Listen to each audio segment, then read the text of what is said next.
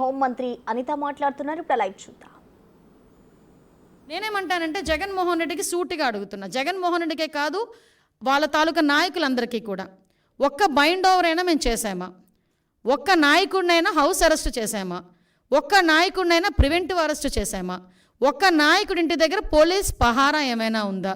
కనీసం ఎక్కడైనా మీకు ఆయన ఎయిర్పోర్ట్లో నుంచి దిగిన తర్వాత మళ్ళీ అక్కడికి వెళ్ళినంత వరకు కూడా అతనికి భద్రత నిమిత్తం ఉండే పోలీసులు తప్పించి పోలీసులు భారీగా మోహరించిన పరిస్థితులు ఏమైనా ఉన్నాయా?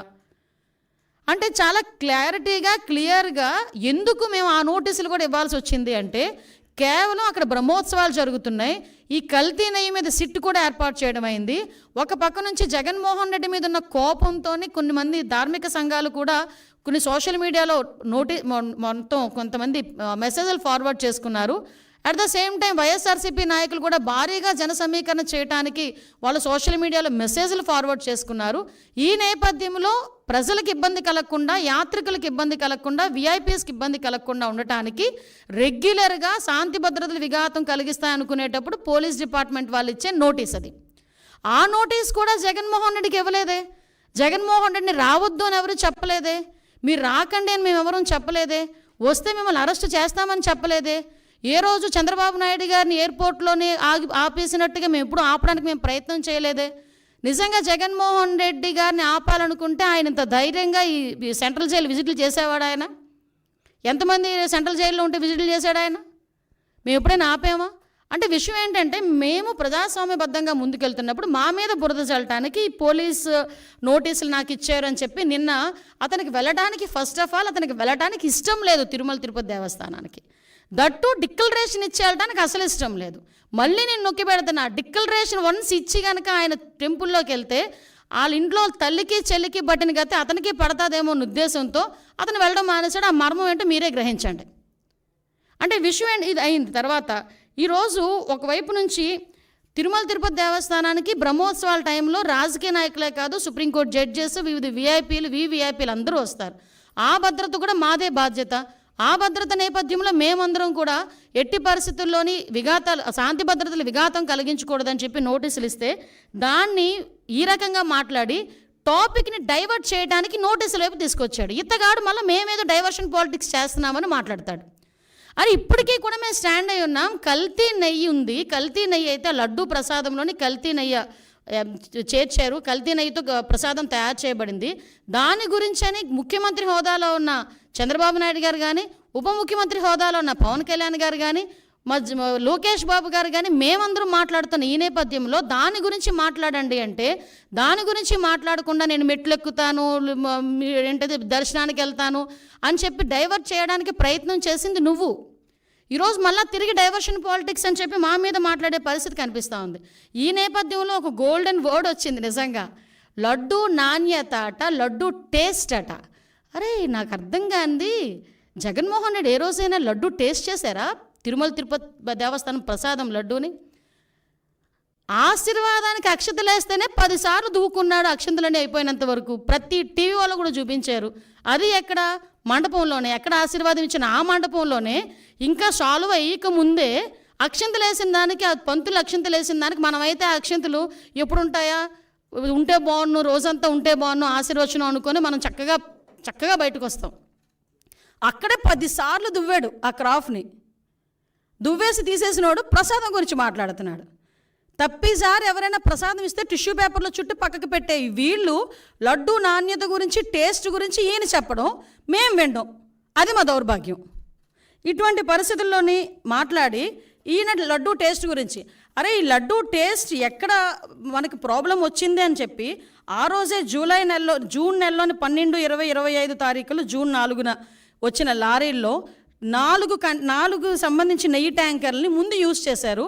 ఆ ముందు యూజ్ చేసిన నెయ్యి ట్యాంకర్లలోని ఆ నెయ్యి ప్రాబ్లంగా ఉందని ప్రతి భక్తుల దగ్గర నుంచి ఫిర్యాదులు అందిన తర్వాత మిగతా 4 ట్యాంకర్లకి మేము టెస్టులు చేపిస్తే ఆ టెస్టులు ఎన్డీడీబీ రిపోర్టుల ప్రకారం అందులోని కల్తీ జరిగింది, జంతువుల కొవ్వు కలిసింది అని చాలా క్లియర్గా దానిలో మెన్షన్ చేస్తే, దాని గురించి అని చెప్పి మాట్లాడరా అంటే దాని గురించి మాట్లాడకుండా ఎన్డీడీబీ రిపోర్ట్లో డిస్క్లైమర్ గురించి మాట్లాడతారు. అక్కడే అతగాడి తెలివితేటలు బుర్రలోంచి మోకాల్లోకి వచ్చేసాయని సంగతి అర్థమవుతుంది. అరే డిస్క్లైమర్ అన్నది ప్రతి దానికి కామన్. అది నువ్వు తలనొప్పి డోలో ట్యాబ్లెట్ వేసుకున్నా కూడా డిస్క్లైమర్ ఉంటుంది, తెలుసా నీకు? ఒక ఏంటది, మనం ఎల్ఐసికి సంబంధించి ఏదైనా మనం ప్రీమియం ఏదైనా పెట్టుకున్నాం అనుకోండి, దాంట్లో కూడా కింద డిస్క్లైమర్ ఉంటుంది. నువ్వు ఎక్కడికి వెళ్ళి ఏ వస్తువు కొన్నా కూడా డిస్క్లైమర్ ఉంటుంది. ఆ డిస్క్లైమర్లో నాడేదో రాశాడని చెప్పేసి దాని గురించి మాట్లాడుతున్నాం. వీళ్ళు జరిగిన తప్పుని కప్పిపుచ్చుకునే ప్రయత్నం చేస్తున్నారు తప్పించి, జరిగిపోయిన తప్పుని జరిగిందని ఒప్పుకోవడం కానీ దానికి క్షమాపణలు కోరడం కానీ జరగట్లే, అది కనిపించట్లే. ఆవిడ అనకూడదు కానీ ఎక్స్ స్పీకర్ పొజిషన్లో ఏం మాట్లాడతాడండి? ఆవట పామాయిలు ఈ సంబంధించిన ఆయిల్ ఫుడ్ ఎక్కువ తినేసిందంట, అందుకని ఆ వచ్చిన పాల్లోనే అందులోకి వచ్చిన నెయ్యిలోని కూడా కొవ్వు కలిసిందట. ద గ్రేట్ జనరల్ సెక్రటరీ, అతను పెద్ద లాయరు, అతగాడు మాట్లాడతాడు పంది కొవ్వు రేట్ల గురించి మాట్లాడతాడు. అంటే వీళ్ళ తాలూకా స్థాయి, వీళ్ళ తాలూకా ఆలోచన పరిజ్ఞానం ఎలా ఉందో ఆలోచించండి. అంత కాస్ట్లీ పంది కొవ్వట ఈ నెయ్యిలో కలిపేస్తారా అని అడిగాడు. అంటే అతగాడి తాలూకా తెలివితేటలు ఇలాంటి వాడిని పెట్టుకుని చేశారు. దీవన్నిటికీ కూడా సిట్ ఏర్పాటు చేస్తే, సిట్ కూడా సొంత మనుషులతో చేయించారు సిట్ అన్నాడు. లేకపోతే సాక్షి ఉద్యోగస్తులతో ఏమంటారా? సాక్షి ఉద్యోగస్తులతో వేసేది సిట్ కాదయా, ప్రభుత్వ ఉద్యోగస్తులతో వేసేది సిట్. ఈ అధికారులందరూ కూడా నీవు పనిచేసినప్పుడు, నువ్వు ముఖ్యమంత్రి ఉన్నప్పుడు కూడా పనిచేసిన వాళ్ళే. ప్రభుత్వ ఉద్యోగులు, పోలీస్ డిపార్ట్మెంట్ వాళ్ళు ఒక ఐజీ ర్యాంకర్ని సిట్ ఏర్పాటు చేసి, ఆ సిట్కి మీరు సిట్కి మొత్తం అంతా రెడీ చేసి దర్యాప్తు చేయండి అని చెప్తే, ఆ సిట్ మీద కూడా మీరు కామెంట్ చేస్తున్నారంటే మీరు తప్పుని కప్పిపుచ్చుకోవడానికి ఎంత ప్రయత్నం చేస్తున్నారు? మరి విజిలెన్స్ ఎంక్వైరీ వద్దు అని చెప్పి ఎందుకు కోర్టులకు వెళ్ళే పరిస్థితి వచ్చింది? అసలు యాక్చువల్గా ఈ తిరుమల తిరుపతి దేవస్థానం తాలూకా లడ్డు గురించి కూడా మాట్లాడకూడదు అని వీళ్ళు ఎక్కడో కూడా ఒక ఇది కూడా పెట్టారు, కేసు కూడా వేశారు. సుప్రీంకోర్టులో గ్యాగ్ ఆర్డర్ కోసం పిటిషన్ వేశారు వీళ్ళు. అసలు ఎక్కడ కూడా లడ్డు వ్యవహారం గురించి మాట్లాడకుండా ఉండాలి అని చెప్పి. అంటే వీళ్ళు చేసిన పొరపాటు తెలిసిపోతుంది అని చెప్పి ఎంత దారుణంగా మాట్లాడుతున్నారో మనకు అర్థమవుతుంది. అరే మీకు డిక్లరేషన్ ఇస్తాము, డిక్లరేషన్ తీసుకొని మీరు వెళ్ళాలి, అందులో తప్పే ఉంది. ఎందుకు ఈరోజు మీరు తెలుసు, ప్రతి ఒక్క ప్రపంచం మొత్తానికి మీ ఫ్యామిలీ క్రిస్టియన్ ఫ్యామిలీ అనే సంగతి తెలుసు. నిజంగా మీకు వెంకటేశ్వర స్వామి మీద భక్తితోనే మీరు టెంపుల్కి వచ్చారు, భక్తితో నేను వచ్చాను అని చెప్పి ఒక సిగ్నేచర్ చేసి లోపలికి వెళ్ళడానికి మీకు వచ్చే ప్రాబ్లం ఏంటి? ఆ డిక్లరేషన్ మీద మీరు అంత రాద్ధాంతం చేయాల్సిన అవసరం ఏమొచ్చింది? ఆ డిక్లరేషన్ మీద సంతకం పెట్టడానికి ఇష్టం లేక గొడవలు సృష్టిస్తారట, టమోటాలు ఇసురుతారట, గుడ్లు ఇసురుతారట, అలాగట ఇలాగట అని ఆ ఎక్స్ చైర్మన్ కరుణాకర్ రెడ్డి వీళ్ళందరూ కూడా టీవీలో దగ్గరికి వచ్చి మాట్లాడటం. అంటే వాళ్ళే ఒకవేళ నిజంగా వచ్చినా వాళ్ళే అవి కూడా చేయించుకొని మన గులకరాయి టైపు, కోడికెత్తి టైపు చేయించుకొని తిరిగి జనాల మీదకి వెళ్ళే పరిస్థితి కూడా ఉంటుంది. ఇవన్నీ అరే నువ్వు వెళ్ళవయ్యా, నువ్వు హైందవ సంప్రదాయాన్ని పరిరక్షించెళ్ళు, ఎందుకు ఈ మాట చెప్తున్నావంటే మీరు ఒకసారి అర్థం చేసుకుంటానండి. క్రిస్టియన్స్ కానీ, హిందూస్ కానీ, ముస్లిమ్స్ కానీ ఒక్కొక్కరికి ఒక్కొక్క పద్ధతి ఉంటుంది. ఇప్పుడు కడప దర్గాకి వెళ్తాం, హిందువులు ఎంతమంది అరట్లేదు కడప దర్గాకి? కడప దర్గాకి వెళ్ళినప్పుడు ఆ గుడ్డ కట్టుకొని చక్కగా టోపీ పెట్టుకొని వెళ్ళరా? అజ్మీర్ వెళ్తారు, ఎంతమంది అజ్మీర్ వెళ్ళరు? అక్కడికి వెళ్ళి వాళ్ళ సాంప్రదాయం ప్రకారం వెళ్తాం కదా. తమిళనాడులోని ఇటువైపు కొన్ని టెంపుల్స్ ఉన్నాయి, షర్టు తీసి వెళ్ళాలి, మగవాళ్ళు షర్టు తీసి వెళ్ళాలి, అక్కడికి అలాగే లోపలికి పంపిస్తారు. కొన్ని చోట్ల పంచికట్టు కట్టుకుని వెళ్తారు, అలాగే వాళ్ళ దగ్గరికి వెళ్ళాలి. నేను నమ్ముతాను కానీ నేను అలా వెళ్ళనంటూ ఊరుకుంటారా? అక్కడ సేమ్ ఇక్కడ అంతే. చర్చికి వెళ్తాము, మోకరిల్లించి ప్రార్థన చేయాలనుకుంటే మోకరిల్లించి ప్రార్థన చేస్తాము, అక్కడికి వెళ్ళిన తర్వాత నువ్వు గౌరవం ఉంటే. అలాగే ఇక్కడ కూడా గౌరవించి ఒక డిక్లరేషన్ మీద సంతకం పెట్టి వెళ్ళవయ్యా అన్నావు. దానికి పెద్ద రాద్ధాంతం చేసి దానికి దళితుల్ని కనెక్ట్ చేశాడు. అంటే అతను చేసిన పొరపాటుని కులమతాల మధ్య విద్వేషాలు రెచ్చగొట్టడానికి ఏ రకంగా మాట్లాడుతున్నాడు. నాకే ఈ పరిస్థితి ఉంటే దళితులకి ఏ పరిస్థితి ఉంటే? అసలు దళితులు అన్న పదం నోట్లోంచి రావడానికి నీకు అర్హత లేదయ్యా. ఎందుకు చెప్తున్నానంటే ఇదే తిరుమల తిరుపతి దేవస్థానం బోర్డు మెంబర్ల గురించి మాట్లాడుతూ నువ్వు ఒక మాట మాట్లాడు. చాలామంది రికమెండేషన్స్తో వస్తారు, సీఎం గారు రికమెండేషన్లతో వస్తారు, చాలా ప్రాశస్తమైన కమిటీ అది, ఆ బోర్డు అది అని చెప్పావు. మరి ఆ బోర్డుని ఒక రకంగా చెప్పాలంటే భ్రష్టు పట్టించడానికి 50 మంది సలహా మండలిని ఎందుకు పెట్టావు? నీకు విషయం చెప్పనా, అఫ్కోర్స్ అది కోర్టు కొట్టేసింది కాబట్టి పోయారు, కానీ నువ్వు ఇచ్చిన బోర్డులో కూడా 6గురికి నేర చరిత్ర ఉందని సాక్షాత్తు హైకోర్టు బయట చెప్పింది. నీకు ఇంకో విషయం తెలుసా? నువ్వు ఇచ్చిన బోర్డులో ఒక్కడు కూడా దళితుడు లేడు. నువ్వు ఈరోజు దళితుల గురించి మాట్లాడుతున్నావు. నీకు ఆ రోజే నీ చేతులతోనే టీటీడీ బోర్డు మెంబర్లకి దళితులకి ఇవ్వాలన్న ఆలోచన కూడా నీకు రాలే. మళ్ళా పైగా ఈరోజు దళితుల గురించి మాట్లాడుతున్నారు. మా హయాంలో మా బాలవీరాంజనేయ స్వామి గారు, మా మంత్రి గారు ఆ రోజు బోర్డు మెంబరు. ఇంకో విషయం కూడా ఇక్కడ ప్రస్తావించాలి కాబట్టి ప్రస్తావిస్తున్నా. 2014-19 హయాంలో నేను ఎమ్మెల్యేగా ఉండేటప్పుడు గౌరవ ముఖ్యమంత్రి గారు చంద్రబాబు నాయుడు గారు నన్ను టీటీడీ బోర్డు మెంబర్ని చేస్తే ఆ రోజు నా మీద కావాలని నేను మాట్లాడిన మాటలను కట్ అండ్ పేస్ట్ చేసి ఆరోపణ చేశారు. ఎలాంటి ఆరోపణలు చేస్తే ఆ ఆరోపణలు కూడా నేను ఒకటే, అతని ప్రాశస్తం తగ్గకూడదని ఆ రోజు మేమే బయటకు వచ్చి, అంటే దళితురాలనైనా నన్ను వెళ్ళనివ్వకుండా కూడా ఆ రోజు నీ పేటీఎం బ్యాచ్ అంతలాగా సోషల్ మీడియాలో రెచ్చిపోయి నా మీద రేణిపోని అబాండాలన్నీ వేశారు. మీరు అబాండాలు వేసినంత మాత్రాన నేనే వెంకటేశ్వర స్వామికి దూరం అయిపోలేదు కదా. ఆ రోజు దళితురాలను నన్ను కూడా వెళ్ళనివ్వలేదు, దళితులకి ఎవరికి పోటీ పెట్టనివ్వలేదు, కనీసం వాళ్ళకి ఇవ్వలేదు, దళితులకి ఎవరికి నువ్వు బోర్డు మెంబర్ ఇవ్వలేదు. ఈరోజు నువ్వు మాట్లాడుతున్నావు. నేను ధైర్యంగా చెప్తున్నాను, ఎస్ నేను హిందువుని. నువ్వు చెప్పగలవా? బయటకు వచ్చి చెప్పు, డిక్లరేషన్ మీద సంతకం పెట్టవయ్యా అంటే పారిపోయి ఇంట్లో కూర్చున్నావు. ఈరోజు నువ్వు మాట్లాడుతున్నావు దీని గురించి. ఇలాంటి విషయాలన్నీ కూడా ఒక్కసారి మనం కూడా, నేను ఒకటే చెప్తున్నా, ఈరోజు దళితుల గురించి, అంటే దళితులు అంటే ఏంటంత చిన్న చూపు? ఏం దళితులు ఎవరు గుళ్ళకి వెళ్ళట్లేదా? ఈరోజు నీకు విషయం తెలుసా? తిరుమల తిరుపతి దేవస్థానం మీద డిప్యూటీ ఈఓ పొజిషన్లో ఉన్న వాళ్ళు చాలామంది వెళ్తున్నారు. ఒకసారి చెక్ చేసుకో. నీ హయాంలో ఉండొచ్చు, ఉండలేకపోవచ్చేమో, మా హయాంలో ఉంటారు. ఎందుకంటే మాట్లాడితే మానవత్వం అన్న పదం సిగ్గుపడుతుందయ్యా జగన్మోహన్ రెడ్డి, నీ నోట్లోంచి ఆ పదం వస్తే. నువ్వు మానవత్వం గురించి మాట్లాడేటప్పుడు వెనకతలు పిక్చర్ వేసుకో. మీ బాబాయ్ హత్య, గొడ్డలిపోటు గురించి ఒక పిక్చర్ వేసుకో, అప్పుడు మానవత్వం గురించి మాట్లాడదు. కానీ వెనకతను ఇంకో పిక్చర్ వేసుకో. నీ చెల్లి వీధి ఢిల్లీ గల్లీ తిరిగిన పొజిషన్ గుర్తుపెట్టుకో. మానవత్వం గురించి నువ్వు మాట్లాడేటప్పుడు షర్మిల ఈరోజు రోడ్డుకి ఎందుకు మీకు వ్యతిరేకంగా మాట్లాడుతుందో ఒక్కసారి ఆలోచించు. మానవత్వం గురించి ఆలోచించేటప్పుడు నీ తల్లి ఏం చేస్తుందో ఒక్కసారి ఆలోచించు. నువ్వు మానవత్వం గురించి మాట్లాడతావు. మన సెక్యులరిజం, ఏమి సెక్యులరిజము? అందుకేనా సార్వభౌమత్వాన్ని గురించి, సెక్యులరిజం గురించి నువ్వు మాట్లాడతావు. ఇదేం దేశం మాట్లాడు. అసలు నిజంగా చెప్పాలంటే నిన్న ప్రెస్ మీట్ తర్వాత ఇదేం దేశం, ఇదేం మతం, ఇదేంటి అని మాట్లాడావు. దేశద్రోహం, దేశ బహిష్కరణ కింద నిన్ను బయటకు పంపించేయాలి. అఫ్కోర్స్ నువ్వు ఎలాగో వెళ్ళిపోదాం నిర్ణయించుకున్నావేమో కాబట్టి ఇలాంటి మాటలు మాట్లాడుతున్నావు. లాస్ట్ 5 సంవత్సరాలు చక్కగా సంపాదించి బయట పెట్టుకున్న బయట దేశాల్లో, ఇంకెలాగే ఇక్కడ ఉన్న వాళ్ళు బయటకు వస్తే తన్నేలా ఉన్నారని చెప్పేసి వెళ్ళిపోవడం రెడీ అయినట్టున్నావు. అఫ్కోర్స్ అందువల్ల నువ్వు ఆ మాట మాట్లాడుతున్నావేమో. నిజంగా దేశద్రోహం చట్టం కనుక ఉండుంటే నిన్ను ఆ కేసులు ఈరోజు బుక్ చేసేవాళ్ళని. దేశ బహిష్కరణ అన్నదే నీకు కరెక్ట్. భారతదేశంలో పుట్టి భారతీయుడిగా ఉండి ప్రపంచంలో ఏ దేశం వెళ్ళినా కూడా నేను భారతీయుడినైనా సగర్వంగా నాకు తలెత్తుకుని తిరిగే ప్రతి భారతీయుడు సిగ్గుపడేటట్టుగా భారతదేశంలో ఉండి అదే ఆంధ్రప్రదేశ్ ముఖ్యమంత్రిగా చేసే 5 సంవత్సరాలు ఈరోజు నువ్వు ఇదేం దేశం అని అడుగుతున్నావంటే నిన్ను దేశ బహిష్కరణ కాకుండా ఇంకేం చేయాలి? అది నీ తాలూకా దేశభక్తి. నువ్వు సెక్యులరిజం గురించి మాట్లాడతావు, మానవత్వాల గురించి మాట్లాడతావు. కాబట్టి నేను అడిగేది ఏంటంటే, ఇప్పటికైనా మళ్ళీ చెప్తాను, నేను ఎవ్వడూ ఆపట్ల. వెళ్ళు, ఈ రోజుకే వెళ్ళు. నువ్వు ఎప్పుడు వెళ్తానంటావో చెప్పు. మాజీ ముఖ్యమంత్రి హోదాలో, ఎమ్మెల్యే హోదాలో నీకు ఎలాంటి దర్శనం కావాలంటే ఆ దర్శనం ఇస్తావు. అజయ్ కలాం లాంటి వాళ్ళే డిక్లరేషన్ పెట్టేసుకెళ్ళారు. షారుఖ్ ఖాన్ వచ్చారంటే డిక్లరేషన్ పెట్టుకుని వెళ్ళారు. ఇందిరాగాంధీ గారు వచ్చి సోనియా గాంధీ గారు వచ్చి డిక్లరేషన్ మీద సంతకం పెట్టుకుని వెళ్ళారు దర్శనానికి. వాళ్ళందరికీ నమ్మకం ఉండబట్టే వెళ్ళారు. నువ్వు డిక్లరేషన్ మీద సంతకం పెట్టి దేవుడు అంటే నాకు నమ్మకం ఉంది, ఆ దేవుడు అంటే నాకు అపారమైన గౌరవం ఉంది, ఆ దేవుడు తాలూకా గౌరవాన్ని కాపాడుతానని చెప్పి ఒక చిన్న డిక్లరేషన్ మీద సంతకం పెట్టి దర్శనానికి పో. నేను వెనకైతే ఎంతమంది తీసుకెళ్ళి వాళ్ళందరికీ ప్రోటోకాల్ దర్శనం చేపిస్తాం.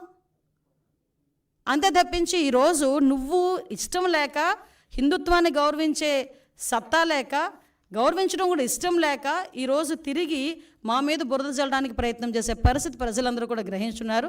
దయచేసి ఇలాంటి వాటి మీద పక్కన పెట్టి నువ్వు ఎప్పుడు వెళ్తానన్నా కూడా మేము చక్కగా మేమందరం వెల్కమ్ చెప్తాము.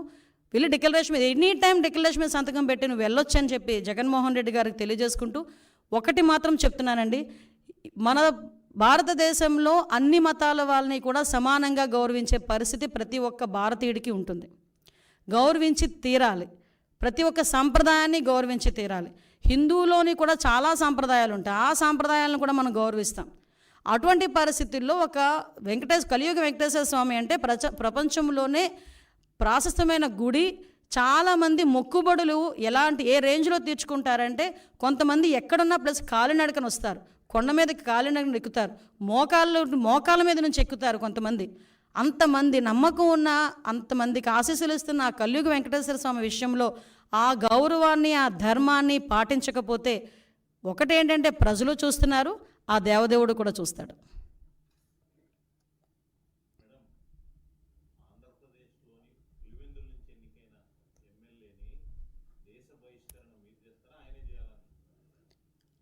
విషయం ఏంటంటే ఆయనకి ఎప్పుడు సెల్ఫ్ గోల్ వేసుకోవడం అలవాటు. ఇలా మాట్లాడి ఆయనకి తెచ్చుకున్నాడు దేశ బహిష్కరణ చేయాలి. నేను డిమాండ్ చేస్తున్న దేశ బహిష్కరణ చేయాలి ఇలాంటి వాళ్ళని. ఎందుకంటే ఏ దేశం ఇదేం దేశం అని మాట్లాడతాడండి. అసలు ఏదైనా ఒక దేశభక్తి గీతం వస్తేనే లేచి నుంచుంటాం అందరూ. మన దేశం గురించి మనం చాలా ప్రౌడ్గా ఫీల్ అవుతాం. అటువంటిది ఇదేం దేశం అని మాట్లాడుతున్నాడంటే దేశ బహిష్కరణ. ఈరోజు ప్రజలందరూ కూడా దేశ బహిష్కరణ చేయాలి కంపల్సరీగా అలాంటి వాడిని.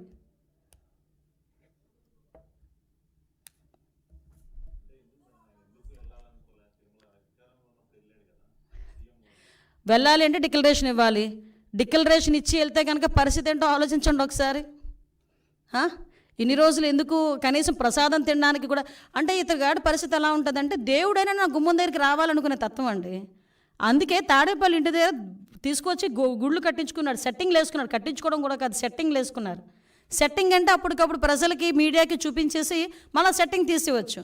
అదే తాడేపల్లి ఇంట్లో ఒక గుడి కట్టుకోమనండి, పర్మనెంట్గా ఒక వినాయకుడు గుడో లేకపోతే ఒక వెంకటేశ్వర స్వామి గుడి కట్టుకోమనండి, కట్టుకోగలడా? సెట్టింగ్లు అయితే వేసుకుంటాడు. ఎందుకు? జనాలకు చూపించుకోవడానికి. అదే జనాలకి ఆ రకంగానే 2014-19 మధ్యలో కూడా పిండ ప్రదానాలని అవని ఇవని ఆ స్వామీజీల దగ్గరికి వెళ్ళి ఈ స్వామీజీల దగ్గరికి వెళ్ళడం చేసి ఒక రకమైన క్రియేట్ చేశాడు. మళ్ళీ ఈరోజు డిక్లరేషన్ ఇచ్చి వెళ్ళమంటే ఎందుకంత ప్రాబ్లం? అతను డిక్లరేషన్ ఇచ్చి వెళ్ళడు అతను, ఎందుకంటే ఆ హిందుత్వం మీద అతనికి ఆ గౌరవం లేదు.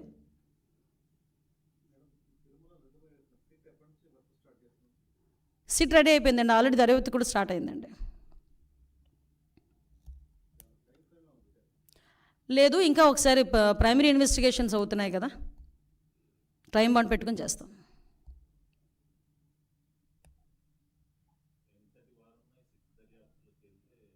ఎలాంటి వారైనా ఏ పొజిషన్లో ఉన్నా ఈ సిట్టు దర్యాప్తులో కనుక తప్పు చేసాడు అన్న సంగతి తేలితే శిక్ష తప్పదు. ఎందుకంటే ఇది సెంటిమెంట్తో కూడుకున్న వ్యవహారం, ప్రజల మనోభావాలు, హిందువుల మనోభావాలతో కూడుకున్న వ్యవహారం ఇది. ప్రపంచవ్యాప్తంగా చాలామంది సెలబ్రిటీలు ఏమి జరుగుతుందని ఒక ఉత్కంఠతో చూశారు లాస్ట్ టైం. ఇప్పటికీ కూడా వాళ్ళు అదే భయాందోళనలో వాళ్ళు పెట్టే ట్వీట్లు కానీ ఇవన్నీ కూడా మీరు అబ్జర్వ్ చేయొచ్చు.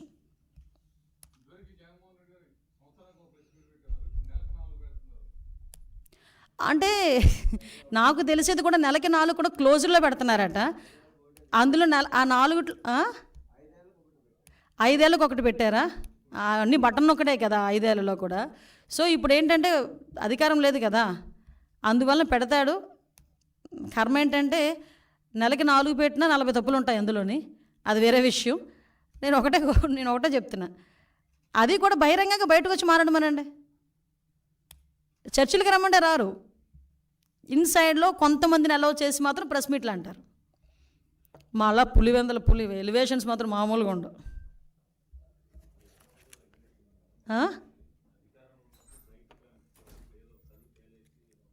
సింపతి అబ్బా, సింపతి యాక్టింగ్, అది మామూలు యాక్టర్ కాదు జగన్మోహన్ రెడ్డి. అందుకే మీరు అబ్జర్వ్ చేయండి, నేను నిన్ననే అనుకున్నాను ఈ మాట కూడా, గ్లో తగ్గినట్టు ఉందండి మనోడికి అని. అప్పుడు మొదలు పెట్టేశాడు సింపతి యాక్షన్లు. 3 నెలలకే జనాల దగ్గరకు వచ్చి బేల మాటలు, బేలగా కనిపించటం, పేలవంగా కనిపించడం, నీరసంగా కనిపించడం, ఇవన్నీ ఏంటంటే జనాల్లో అయ్యో పాపం అది అయిపోయింది. జగన్మోహన్ రెడ్డి ఆ టర్ము, ఆ టైము అన్నీ అయిపోయినాయి. ఇంక నువ్వు ఎన్ని ఆశాలు వేసినా జనాలు నమ్మే పరిస్థితులు అయితే లేరు.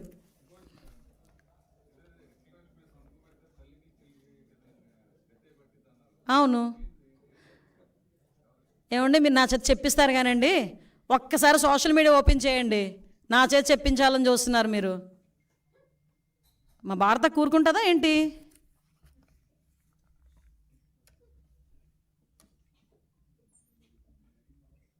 Okay done.